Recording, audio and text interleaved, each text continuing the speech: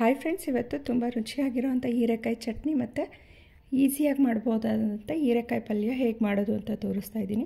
ಹೀರೆಕಾಯಿ ಸಿಪ್ಪೆಯಿಂದ ಚಟ್ನಿ ಮಾಡ್ಬೋದು, ತುಂಬಾ ಚೆನ್ನಾಗಿರುತ್ತೆ. ಚಟ್ನಿ ಅನ್ನಕ್ಕೆ ಮತ್ತು ಚಪಾತಿ ರೊಟ್ಟಿ ಎರಡಕ್ಕೂ ಕಾಂಬಿನೇಷನ್ ಆಗಿ ತುಂಬ ಚೆನ್ನಾಗಿರುತ್ತೆ.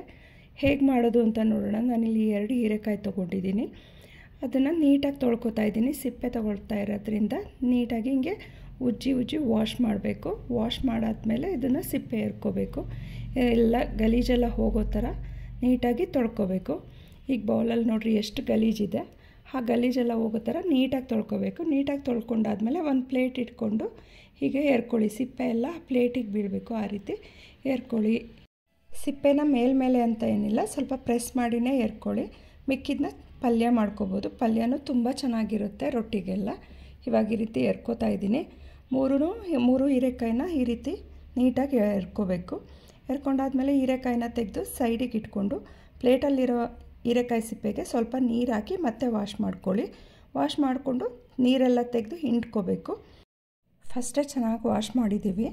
ಈಗ ಒಂದು ಸಲ ನೀರು ಹಾಕಿ ಹಿಂಗೆ ಸ್ವಲ್ಪ ಅದ್ದಿ ತೆಗೆದ್ರೆ ಸಾಕು. ಈ ರೀತಿ ಅದ್ದಿ ತೆಗೆದಾದ್ಮೇಲೆ ನೀರೆಲ್ಲ ಹಿಂಡ್ಕೋಬೇಕು.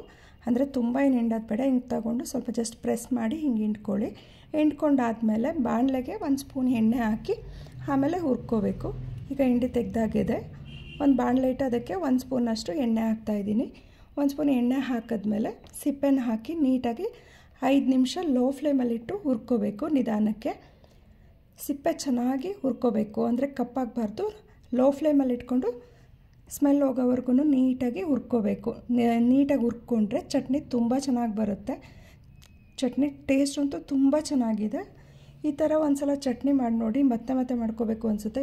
ಹೀರೆಕಾಯಿ ತೊಗೊಂಡ್ರೆ ಸಿಪ್ಪೆ ಕೂಡ ವೇಸ್ಟ್ ಆಗೋಲ್ಲ.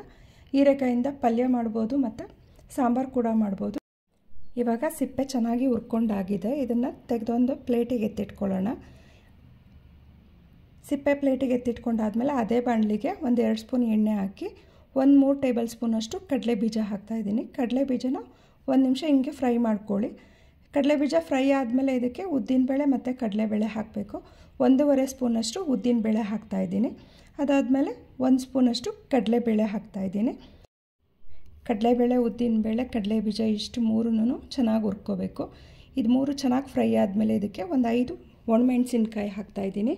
ಕೆಂಪು ಒಣಮೆಣಸಿನ್ಕಾಯಿ ಹಾಕಿ ಅದನ್ನು ಫ್ರೈ ಮಾಡ್ಕೊಂಡಾದ್ಮೇಲೆ ಒಂದು ನಿಂಬೆಹಣ್ಣು ಗಾತ್ರ, ಚಿಕ್ಕ ನಿಂಬೆಹಣ್ಣು ಗಾತ್ರದಷ್ಟು ಹುಣಸೆಹಣ್ಣು ಹಾಕ್ತಾಯಿದ್ದೀನಿ. ಹುಣಸೆಹಣ್ಣು ಹಾಕಿ ಫ್ರೈ ಮಾಡ್ಕೊಂಡಾದ್ಮೇಲೆ ಒಂದು 2 ಚಮಚದಷ್ಟು ಕಾಯಿ ತುರಿ ಹಾಕ್ತಾಯಿದ್ದೀನಿ. ಫ್ರೆಶ್ ಆಗಿರೋವಂಥ ಕಾಯಿ ತುರಿ ಹಾಕ್ತಾಯಿದ್ದೀನಿ. ಕಾಯಿ ತುರಿ ತುಂಬ ಹಾಕಬಾರ್ದು, ಸ್ವಲ್ಪ ಟೇಸ್ಟಿಗಷ್ಟೇ ಹಾಕ್ತಿರೋದು. ಅದ್ರ ಜೊತೆಗೆ 1 ಎಸಳಷ್ಟು ಕರ್ಬೇವಿನ ಸೊಪ್ಪು ಹಾಕ್ತಾಯಿದ್ದೀನಿ. ಕರ್ಬೇವಿನ ಸೊಪ್ಪು ಹಾಕಿ ಚೆನ್ನಾಗಿ ಫ್ರೈ ಮಾಡ್ಕೊಂಡಾದ್ಮೇಲೆ ತಣ್ಣಗಾಗಕ್ಕೆ ಬಿಟ್ಟು ಜಾರಿಗೆ ಹಾಕಿ ನುಣ್ಣಗೆ ರುಬ್ಕೋಬೇಕು. ಈಗ ತಣ್ಣಗಾಗಿದೆ. ಸಿಪ್ಪೆ ಮತ್ತು ಹುರ್ಕೊಂಡಿರೋವಂಥ ಮಸಾಲ ಎಲ್ಲ ಹಾಕಿ ರುಬ್ಕೋತಾ ಇದ್ದೀನಿ. ಫಸ್ಟು ಮಸಾಲೆ ಎಲ್ಲ ಹಾಕಿದ್ಮೇಲೆ ಅದ್ರ ಜೊತೆಗೆ ಸ್ವಲ್ಪ ಕೊತ್ತಂಬರಿ ಸೊಪ್ಪು ಹಾಕ್ತಾಯಿದ್ದೀನಿ. ಹಾಗೆ ರುಚಿಗೆ ತಕ್ಕಷ್ಟು ಉಪ್ಪು ಹಾಕಬೇಕು. ನಾನಿಲ್ಲಿ 1 ಸ್ಪೂನಷ್ಟು ಉಪ್ಪು ಹಾಕ್ತಾಯಿದ್ದೀನಿ. ಉಪ್ಪೆಲ್ಲ ಹಾಕಿದ್ಮೇಲೆ ಒಂದು ಸಲ ತರಿಯಾಗಿ ರುಬ್ಕೋಬೇಕು. ಅದಾದಮೇಲೆ ಸ್ವಲ್ಪ ನೀರು ಹಾಕಿ ನುಣ್ಣಗೆ ರುಬ್ಕೊಂಡ್ರೆ ಚಟ್ನಿ ರೆಡಿ. ಚಟ್ನಿ ಅಂತೂ ತುಂಬಾ ಚೆನ್ನಾಗಿದೆ. ನಿಮಗೆ ಖಾರ ಬೇಕು ಅಂದರೆ ಇನ್ನೊಂದು 2 ಮೆಣಸಿನ್ಕಾಯಿ ಜಾಸ್ತಿ ಹಾಕ್ಕೊಳ್ಳಿ. ಆದರೆ ನಾನು ಹಾಕಿರೋ ಮೆಣಸಿನ್ಕಾಯಿ ಸಾಕಾಗುತ್ತೆ. ತುಂಬ ಖಾರ ತಿನ್ನೋ ಅಂಥವ್ರು ಇನ್ನೂ 1-2 ಹಾಕ್ಕೋಬೋದು. ಇವಾಗ ರುಬ್ಬಿರೋ ಅಂಥ ಖಾರನ ಬೌಲಿಗೆ ಹಾಕ್ಕೋತಾ ಇದ್ದೀನಿ. ಬೌಲಿಗೆ ಹಾಕಿ ಎತ್ತಿಟ್ಕೋಬೇಕು. ಈಗ ಮಿಕ್ಕಿರೋ ಅಂಥ ಹೀರೆಕಾಯಿನ ಸಣ್ಣದಾಗಿ ಕಟ್ ಮಾಡ್ಕೋಬೇಕು. ಈಗ ತೊಗೊಂಡಾದ್ಮೇಲೆ 2 ಪೀಸ್ ಮಾಡಿಕೊಂಡು ಮಧ್ಯಕ್ಕೆ 1 ಪೀಸ್ ಮಾಡಿ ಕಟ್ ಮಾಡ್ಕೋಬೇಕು. ತುಂಬ ಸಣ್ಣಗೂ ಏನು ಕಟ್ ಮಾಡಬೇಡಿ. ಇಷ್ಟು ಇದ್ದರೆ ನಾನು ತೋರಿಸ್ತಿದ್ದೀನಲ್ಲ ಅಷ್ಟು ಕಟ್ ಮಾಡಿಕೊಂಡ್ರೆ ಸಾಕು. ಪಲ್ಯನೂ ತುಂಬ ಚೆನ್ನಾಗಿರುತ್ತೆ. ಚಪಾತಿ ಮತ್ತು ರೊಟ್ಟಿಗೆ ತುಂಬ ಒಳ್ಳೆ ಕಾಂಬಿನೇಷನ್ನು ಹೀರೆಕಾಯಿ ಪಲ್ಯ. ಹೀರೆಕಾಯಿನೂ ಅವಾಗವಾಗ ಉಪಯೋಗಿಸ್ತಾ ಇರಿ, ಹೆಲ್ತಿಗೆ ತುಂಬಾ ಒಳ್ಳೆಯದು. ಇವಾಗ ಎಲ್ಲ ಹೀರೆಕಾಯಿನೂ ಈ ರೀತಿ ಕಟ್ ಮಾಡ್ಕೊತಿದ್ದೀನಿ. ನಾನಿಲ್ಲಿ 2 ಹೀರೆಕಾಯಿ ಅಂದರೆ ದೊಡ್ಡದಿತ್ತು, ಅದನ್ನು ಮಧ್ಯಕ್ಕೆ ಕಟ್ ಮಾಡಿರೋದ್ರಿಂದ 3 ಪೀಸ್ ಆಗಿದೆ ಅದು. ಎಲ್ಲ ಹೀರೆಕಾಯಿನೂ ಈ ರೀತಿ ಕಟ್ ಮಾಡ್ಕೊತಿದ್ದೀನಿ. ಕಟ್ ಮಾಡ್ಕೊಂಡಾದ್ಮೇಲೆ ಇದ್ರ ಜೊತೆಗೆ ಈರುಳ್ಳಿ ಟೊಮೆಟೊನೂ ಕಟ್ ಮಾಡ್ಕೊತಾ ಇದ್ದೀನಿ. ಈಗ ಒಂದು ಬಾಣಲಿ ಇಟ್ಟು ಅದಕ್ಕೆ 3 ಸ್ಪೂನ್ ಎಣ್ಣೆ ಹಾಕಿ, ಎಣ್ಣೆ ಕಾದ್ಮೇಲೆ ಒಂದು ಅರ್ಧ ಸ್ಪೂನ್ ಜೀರಿಗೆ ಮತ್ತು ಅರ್ಧ ಸ್ಪೂನ್ ಸಾಸಿವೆ ಹಾಕ್ತಾಯಿದ್ದೀನಿ. ಸಾಸಿವೆ ಚಟಪಟ ಅಂತ ಸಿಡಿದಾದ್ಮೇಲೆ ಅರ್ಧ ಸ್ಪೂನ್ ಜೀರಿಗೆ ಹಾಕಿ, ಜೀರಿಗೆ ಫ್ರೈ ಆದಮೇಲೆ ಸ್ವಲ್ಪ ಕರ್ಬೇವಿನ ಸೊಪ್ಪು ಹಾಕಿ ಫ್ರೈ ಮಾಡ್ಕೋಬೇಕು. ಕರ್ಬೇವಿನ ಸೊಪ್ಪು ಫ್ರೈ ಆಗ್ತಿದ್ದಂಗೆ 5-6 ಹಸಿರು ಮೆಣಸಿನ್ಕಾಯಿ ತಗೊಂಡಿದ್ದೀನಿ. ಖಾರ ಜಾಸ್ತಿ ಬೇಕು ಅಂದರೆ ಇನ್ನೂ 1-2 ಹಾಕಿಡ್ರಿ. ಮತ್ತು ಖಾರದ ಪುಡಿ ಬೇಕು ಅಂದ್ರೂ ಹಾಕ್ಕೋಬೋದು. ಆದರೆ ನಾನಿಲ್ಲಿ ಖಾರದ ಪುಡಿ ಹಾಕ್ತಿಲ್ಲ, ಮೆಣಸಿನ್ಕಾಯಿನೇ ಸ್ವಲ್ಪ ಜಾಸ್ತಿ ಹಾಕ್ತಾಯಿದ್ದೀನಿ. ಮೆಣಸಿನ್ಕಾಯಿ ಹಾಕಿ ಫ್ರೈ ಆದಮೇಲೆ 2 ಈರುಳ್ಳಿನ ಕಟ್ ಮಾಡಿ ಹಾಕ್ತಾಯಿದ್ದೀನಿ. ಈರುಳ್ಳಿ ಸಾಫ್ಟ್ ಆಗೋವರೆಗೂ ಹುರ್ಕೋಬೇಕು. ಈರುಳ್ಳಿ ಸಾಫ್ಟ್ ಆದಮೇಲೆ ಒಂದು ಕಟ್ ಮಾಡಿರೋವಂಥ ಟೊಮೆಟೊನ ಹಾಕಿ ಟೊಮೆಟೊನು ಚೆನ್ನಾಗಿ ಸಾಫ್ಟ್ ಆಗೋವರೆಗೂ ಫ್ರೈ ಮಾಡ್ಕೋಬೇಕು. ಟೊಮೆಟೊ ಚೆನ್ನಾಗಿ ಸಾಫ್ಟಾಗಿ ಫ್ರೈ ಆದಮೇಲೆ ಇದಕ್ಕೆ ಹೆಚ್ಚಿಟ್ಕೊಂಡಿರೋ ಅಂಥ ಹೀರೆಕಾಯಿನ ಹಾಕಿ ಮತ್ತೆ ಹುರ್ಕೋಬೇಕು. ಇವಾಗ ಚೆನ್ನಾಗಿ ಟೊಮೆಟೊ ಸಾಫ್ಟಾಗಿ ಬೆಂದಿದೆ. ಟೊಮೆಟೊ ಸಾಫ್ಟಾಗಿ ಬೆಂದಾದಮೇಲೆ ಹೀರೆಕಾಯಿ ಹಾಕ್ತಾಯಿದ್ದೀನಿ. ಹೀರೆಕಾಯಿ ಹಾಕಿ ಚೆನ್ನಾಗಿ ಮಿಕ್ಸ್ ಮಾಡ್ಕೊಳ್ಳಿ. ಈರುಳ್ಳಿ ಟೊಮೆಟೊ ಎಲ್ಲ ಚೆನ್ನಾಗಿ ಮಿಕ್ಸ್ ಆಗಬೇಕು. ಆ ಥರ ಚೆನ್ನಾಗಿ ಮಿಕ್ಸ್ ಆದಮೇಲೆ ಇದಕ್ಕೆ 1 ಸ್ಪೂನಷ್ಟು ಧನಿಯಾ ಪುಡಿ ಹಾಕಬೇಕು. ಈ ಪಲ್ಯಕ್ಕೆ ಮತ್ತೆ ಯಾವುದೇ ಥರ ಮಸಾಲ ಪದಾರ್ಥ ಹಾಕಲ್ಲ, ಇಷ್ಟೇ ಇಂಗ್ರೀಡಿಯೆಂಟ್ಸ್ ಹಾಕೋದು. ಮತ್ತು ತುಂಬಾ ಈಸಿಯಾಗೂ ಇದೆ, ತುಂಬ ಟೇಸ್ಟೂ ಆಗಿದೆ, ಬೇಗನೂ ಮಾಡ್ಕೋಬೋದು, ಅಷ್ಟು ರುಚಿಯಾಗೂ ಇದೆ. ಇವಾಗ ಧನಿಯಾ ಪುಡಿ ಹಾಕಿ ಮಿಕ್ಸ್ ಮಾಡ್ಕೋತಾ ಇದ್ದೀನಿ. ಧನಿಯಾ ಪುಡಿ ಹಾಕಿ ಮಿಕ್ಸ್ ಮಾಡ್ಕೊಂಡಾದಮೇಲೆ ಸ್ವಲ್ಪ ನೀರು ಹಾಕಿ ಒಂದು 10 ನಿಮಿಷ ಬೇಯಿಸ್ಕೋಬೇಕು. ಮೀಡಿಯಮ್ ಫ್ಲೇಮಲ್ಲಿ ಬೇಯಿಸ್ಕೊಂಡ್ರೆ ಹೀರೆಕಾಯಿ ಪಲ್ಯ ರೆಡಿ ಆಯಿತು ಅಂತ. ಈಗ ಚೆನ್ನಾಗಿ ಮಿಕ್ಸ್ ಮಾಡ್ಕೋತಾ ಇದ್ದೀನಿ. ಚೆನ್ನಾಗಿ ಮಿಕ್ಸ್ ಮಾಡ್ಕೊಂಡಾದಮೇಲೆ ಒಂದು ಅರ್ಧ ಲೋಟದಷ್ಟು ನೀರು ಹಾಕಬೇಕು. ನೀರು ಹಾಕಿದ್ಮೇಲೆ ಮುಚ್ಚಳ ಮುಚ್ಚಿ ಬೇಯಕ್ಕೆ ಬಿಡಬೇಕು.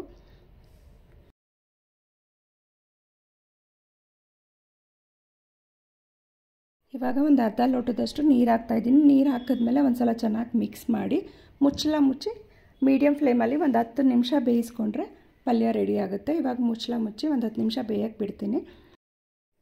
ಮುಚ್ಚಳ ಮುಚ್ಚಿ ಒಂದು 5 ನಿಮಿಷ ಬೆಂದಾದಮೇಲೆ ಮತ್ತೆ ಒಂದು ಸಲ ಕೈ ಆಡಿಸಿ ಮತ್ತೆ ಮುಚ್ಚಳ ಮುಚ್ಚಿ ಒಂದು 5 ನಿಮಿಷ ಬೇಯಿಸ್ಕೊಂಡ್ರೆ ಪಲ್ಯ ರೆಡಿ ಆಗುತ್ತೆ.